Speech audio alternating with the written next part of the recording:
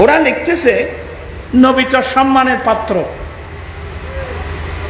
নবী তো সম্মানের পাত্র, নবীর খেয়াল আসলে, নবীর জ্ঞান আসলে তো সম্মানের সাথে আসবে। তো নামাজ পড়তেছে আল্লাহর জন্য, এখানে অন্য কাউকে সম্মান করলে তার শিরিক হয় না? তো গরু গাধার সম্মানের পাত্র নয়, গরু গাধার খেয়াল আসলে তো সম্মানের সাথে আসবে না। অতএব নবীর খেয়াল ধ্যানের চেয়ে, গরু গাধার ধ্যানের চেয়ে আরো কি নিকৃষ্ট। নাউজুবিল্লাহ বলবেন না? এটা বরাবর একটা নাস্তিকদের যুক্তি। নামাজের ভিতর নবীর খেয়াল আসলে, তাজিম আসলে, আপনারা বোধহয় নড়ে গেছেন, নামাজের ভিতর নবীর খেয়াল আসলে, তাজিম আসলে শিরিক হয় না ইবাদত হয়? বিসমিল্লাহির রাহমানির রাহিম। ইয়া আইয়ুহাল্লাযীনা আমানু ইসতাজীবু লিল্লাহি ওয়া লির-রাসূলি ইযা দাআকুম লিমা ইউহয়িকুম। এখানে আলেম ওলামা সাহাবা সাহেব আছে। আল্লাহ বলেন, হে মুমিন বান্দা, তোমরা আল্লাহ এবং আল্লাহর রসুলের আহ্বানে সাড়া দাও। যখন রসুল তোমাদেরকে এমন কাজের দিকে আহ্বান করবে যে কর্ম তোমাদেরকে সত্যিকারের জীবন দেবে, সাথে সাথে তোমরা উত্তর দাও। তো এত লম্বা আলোচনা আপনি বুঝবেন না, একে সহজ ভাষা। আল্লাহ এবং রসুল যখন ডাকবে তখন তোমরা কি দাও? এইটারে জুরত দেন আরো ইনসান এবাই বাঁচো না, কিন্তু আপনি যেন কষ্ট যায় কি বাবা তোরা আর দর দিল, হ্যাঁ এটা আর দিনে কি বলছিলাম? আল্লাহ এবং রসুলের ডাক দিলে আল্লাহর আইন কি দিতে হবে বাবা? জি, আইনকার আল্লাহ। এটা আমরা সবাই বুঝি তো।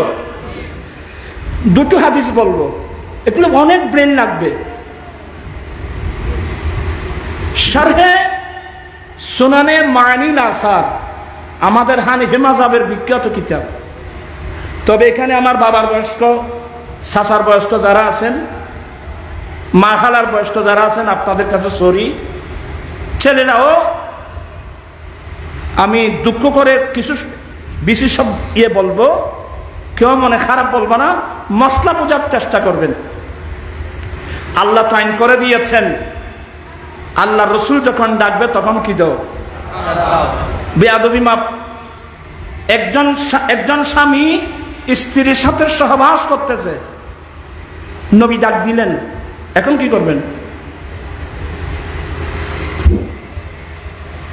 এগুলা নোট করে রাখেন। একজন সাহাবা স্ত্রীর সাথে মিলন করতেছে, সহবাস করতেছে। স্ত্রীর সহবাস এমন একটা বিষয়, মানুষের গর্দনের উপর যদি কেউ তরবারি চালায় দুনিয়ার কোনো খবর থাকবে না। বেয়াদবি মাপ। একদম এগুলো কোথায় পাবেন? শারহে সুনানে মানিল আসারে গোসল কখন ওয়াজিব হয় এই সাপ্তাহে এই হাদিস পাবেন। একজন সাহাবা স্ত্রী সহবাস করতেছেন, আমার নবী ডাক দিলেন, ইয়া ফুলান। ঘরের বাইরে থেকে ডাক দিলেন নবী, ইয়া ফুলান। ওই সাহাবা তো নবীর ডাক বুঝে, ওই সাহাবা নবীর ডাক বুঝে, আল্লাহর কানুন বুঝে। এক দিক থেকে স্ত্রীর মায়া, অপর দিক দিয়ে নবীর ভালোবাসা। নবী যখন ডাক দিলেন, এখন আমি পরীক্ষায় পড়ে গেলাম, এখন আমার কি অবস্থা হবে? ওই সাহাবা, আমি বারবার ক্ষমা চাচ্ছি। ওই সাহাবা নিজের কাপড় এভাবে ধরে লাব্বাইকা ইয়া রাসূলুল্লাহ বলে স্ত্রীকে ফেলে ঘর থেকে বেরিয়ে গেল।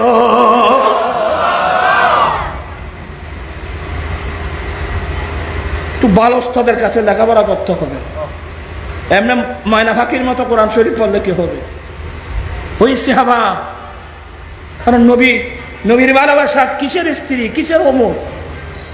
লাব্বাইক ইয়া রাসূলুল্লাহ বলে। এভাবে ঘর থেকে বেরিয়ে আসলেন, চেহারা নিচের দিকে।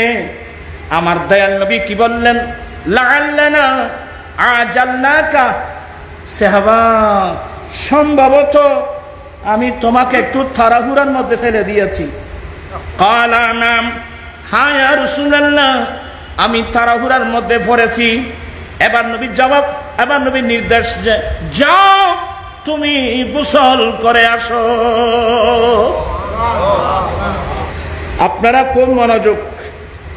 এখান থেকে আমাদের হানফি মাযহাবের চিফ জাস্টিস আল্লামা ইমাম আবু জাফর তাহাবি আমাদের জন্য মসলা, কি সুন্দর মসলা বের করছেন। স্বামী স্ত্রী মিলন করলে, আপনারা সবাই আমাকে মাফ করবেন, কিছু কথা বলছি আমি।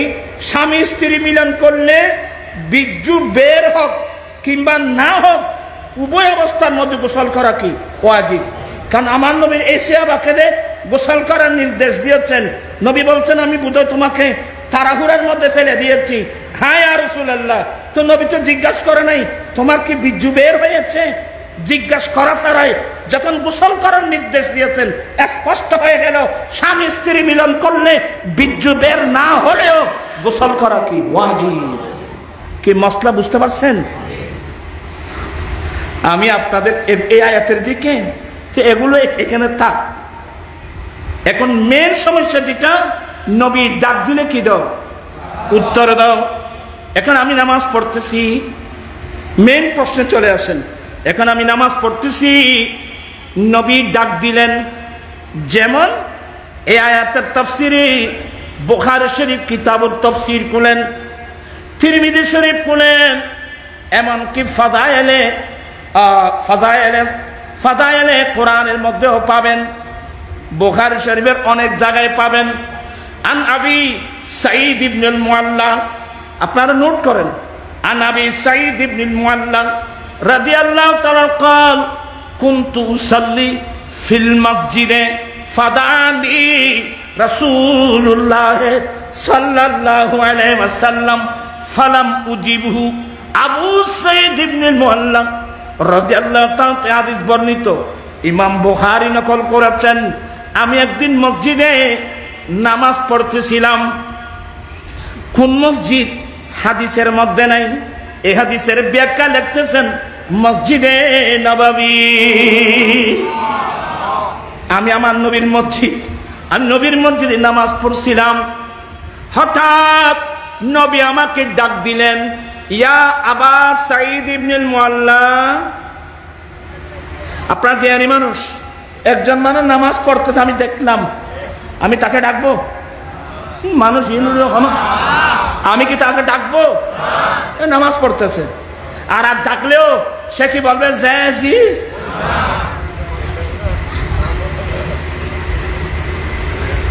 নামাজ যদি নফল হয়, নামাজ যদি নফল হয়, তোমরা ছেলেরা শুনো, বাবা ডাক দিলে নফল নামাজে উত্তর দিতে পারবে না, নামাজ ভাঙতে পারবে না। কিন্তু নামাজ যদি নফল হয়, নিজের মা যদি ডাকে, তুমি নফল নামাজ ছেড়ে মায়ের ডাক উত্তর দিতে হবে। এগুলো অনেক কঠিন জিনিস। আমি বললাম যে এখন তো ব্রেন নেই, স্পষ্ট। যখন মাগরিবের পর, এশা নামাজের পর মানুষের ব্রেন থাকে, তখন এগুলো বলতে হবে। তো এখন কি হলো? হযরত আবু সাঈদ ইবনুল মুআল্লা বলেন, আমি নামাজ পড়তেছিলাম মসজিদে নববী শরীফে, আমার নবী আমাকে ডাকলেন। নবী দেখতেছেন উনি কি নামাজ পড়তেছে, এরপরে নবী কি জন্য ডাকলেন? ওই তালিম দেওয়ার জন্য। নবী ডাক দিলে নামাজের ভিতর থেকে পর্যন্ত উত্তর দিতে হয়। খুব মনোযোগ। ইয়া আবা সাঈদ ইবনুল মুআল্লা, নবী আমাকে ডাকলেন, আমি তো নামাজে আছি। আমি মুখে কোনো উত্তর দিলাম না। আমার নবী উত্তর না পেয়ে হুজরায় পাকে চলে গেলেন।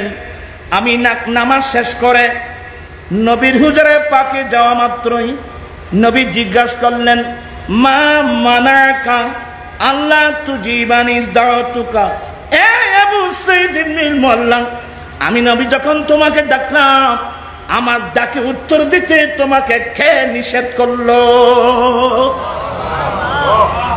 আপনারা আমার কথা বুঝতেছেন?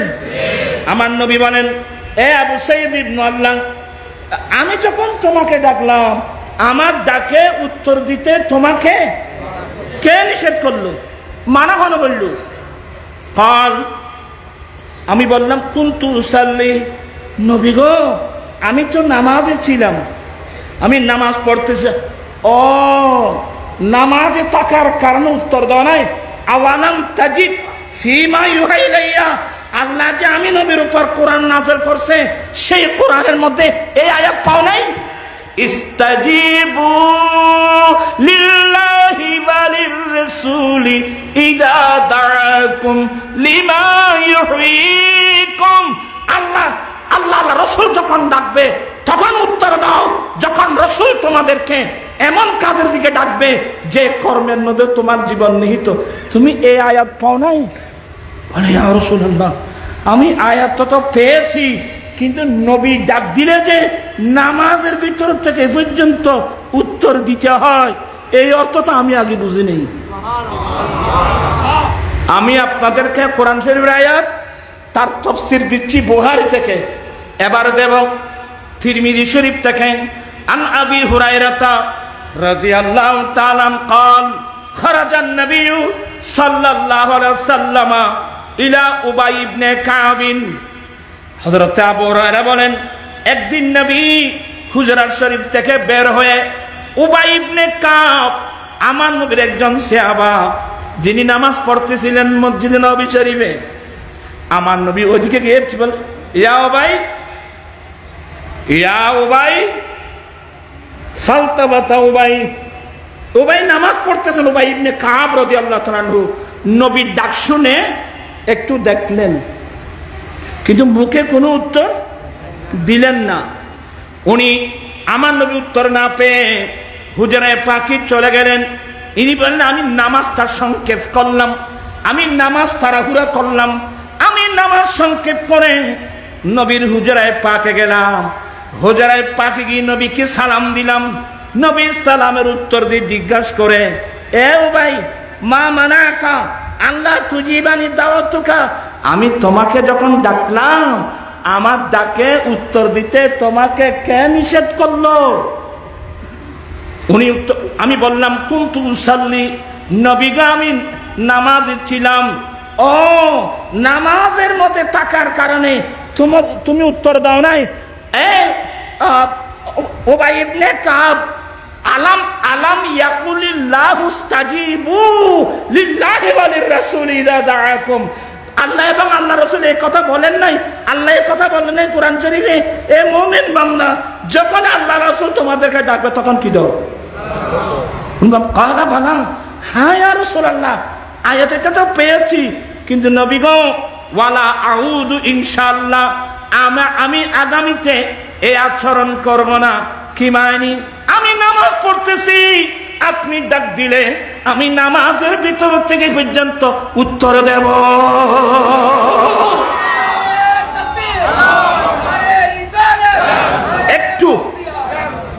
আমি একটু জাতিকে একটু বুঝাই, আলেমদের একটু বুঝাই সমস্যা কোথায়। আমাদের সাথে জায়গা জমিনের সমস্যা নেই, সেখানে এই হাদিস দ্বারা প্রমাণ হয়ে গেল নবী ডাক দিলে কি করতে হবে? এটা নামাজ, ফরজ নামাজ হলেও নবী ডাক দিলে কি করতে হবে? হুজুর মসলা তো বুঝে আসলো। নবী ডাক দিলে আমি নামাজের ভিতর থেকে উত্তর দিলাম, লাব্বাইক ইয়া রাসূলুল্লাহ। হুজুর আমার নামাজের কি অবস্থা? আমার নামাজ কি থাকবে না চলে যাবে?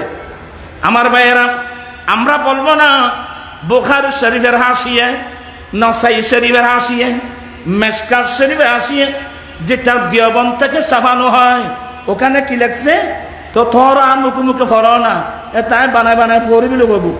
দাল্লাল হাদিস, আমার মুখে মুখে পড়েন, দাল্লাল হাদিস আলা আন্না ইজাবাতার রাসূল সাল্লাল্লাহু আলাইহি ওয়াসাল্লাম লা ইয়াকতাউহা কামা আন্না খিতাবাহু বিকাউলিকা আসসালামু আলাইকা আইয়ুহান নাবিয়্যু ওয়া রাহমাতুল্লাহি ওয়া বারাকাতুহু লা ইয়াকতাউহা। আহমদ আলী সারমুরি বলছেন এই দুন হাদিস প্রমাণ করতেছে যে নবী ডাক দিলেন আমাদের ভিতর থেকে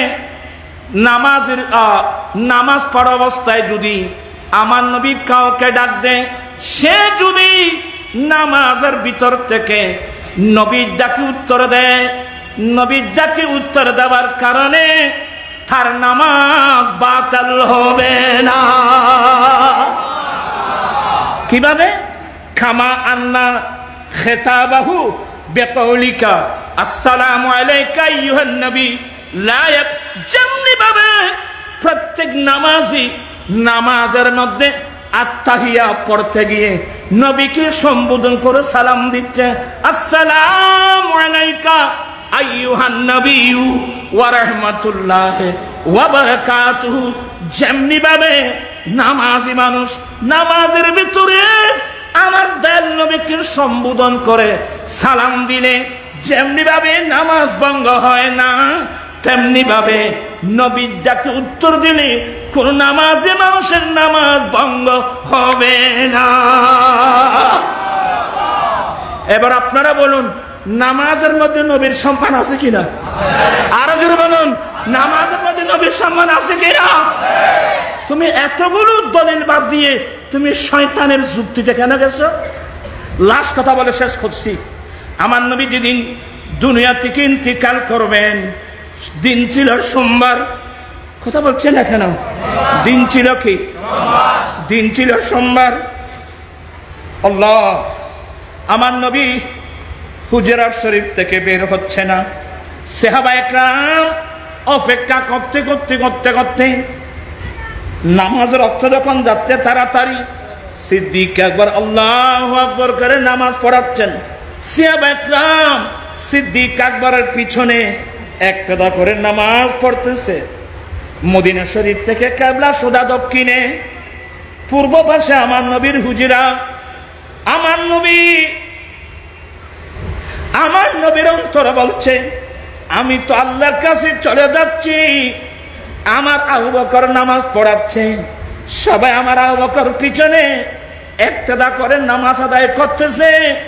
আমি এই দৃশ্যটা একটু দেখে যাই, আমি একটু দেখা যাই। সিদ্দিক আকবর কেরাত পড়তেছে, সাহাবায়ে কেরাম সিদ্দিক আকবরের পিছনে। এটা বুখারী মুসলিম দুটোর মধ্যে আছে। আমার ভাইয়েরা, এক পর্যায়ে আমার নবী হুজরা শরীফের দরওয়াজায় এসে পর্দা, দুই হাত মুবারক দিয়ে পর্দা টেনে নূরানি চেহারাটা মসজিদে নবী শরীফে ঢুকাই দিলেন। মুহূর্তের মধ্যে আমার নবীর চেহারা পাক থেকে একটা ঝিলিক মারলো। মুহূর্তের মধ্যে সিদ্দিক আকবর বুঝতে পারলেন আমার নবী আসতেছেন। সাহাবায়ে কেরামরা বুঝলেন নবী আসতেছেন। সিদ্দিক আকবর নামাজের নিয়ত নিয়ে খেরাত বন্ধ করে কিবলা থেকে আমার নবীর দিকে ফিরে গেছে।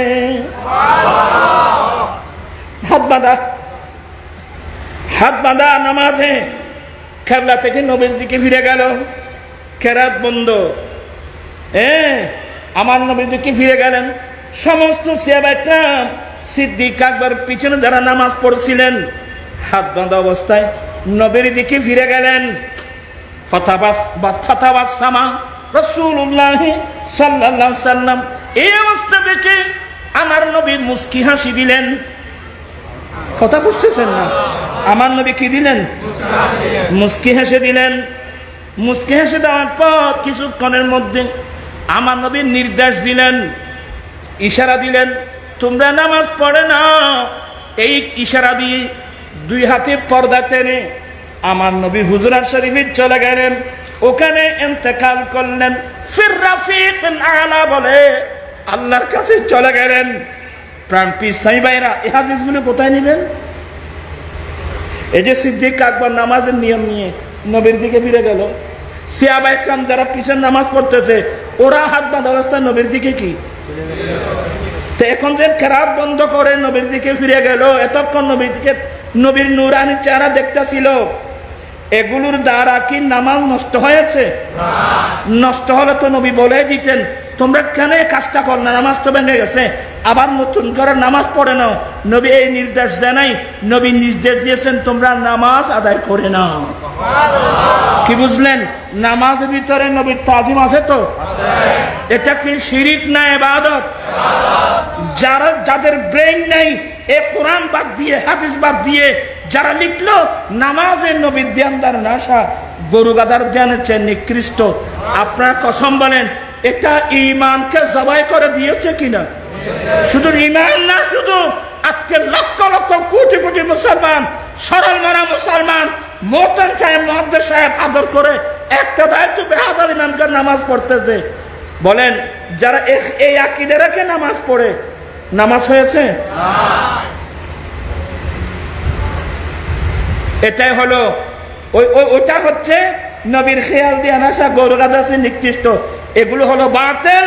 আর তাজিমে মুস্তাফা, নামাজের ভিতরে তাজিম মুস্তাফা, এমনকি আমি নামাজ পড়তে গিয়ে আত্তাহিয়া করার সময় আত্তাহিয়াতু লিল্লাহি ওয়াস সালাওয়াতু ওয়াত তাইয়্যিবাত, এরপরে আসসালামু আলাইকা আইয়ুহান নবী, নবীকে খেয়াল করে সালাম দিয়ে নামাজ পড়লে এই নামাজ আল্লাহর দরবারে কবুল হবে। নবীর খেয়াল আসলে গরু গাদার খেয়াল চেয়ে নিকৃষ্ট বলে তুমি কিভাবে এটা পড়লা? বলে আমরা পরিচিত কিভাবে? হতে একবারান মানে ওর সংবাদ পত্রিকার মতো পড়ে গিয়েছে, সালাম নিজে দেয় নাই, এমনি সংবাদ পত্রিকার মতো পড়ে গেছে। এই নামাজ আল্লাহর দরবারে কবুল হবে না। আমি কি একটা মাসলার মধ্যে বুঝাতে পারলাম? সবার বুঝে আসছে? একটু হাত উঠে একটু বলবেন বুঝে আসছে? সবাই বুঝে আসছে তো? আল্লাহ দোয়া করব, যারা লিখছে ওরা তো ভুল তো করেছে, আর যারা এগুলোর মধ্যে ফেসে গেছে দোয়া করব আল্লাহ তাদেরকে হেদায়েত নসিব করো। আর তাদের তকদির হেদায়েত না থাকলে এই দেশের সরলপনা মুসলমান নারী পুরুষদেরকে ঈমান ইসলামকে আল্লাহ হেফাজত করুক। ইয়া নবী সালাম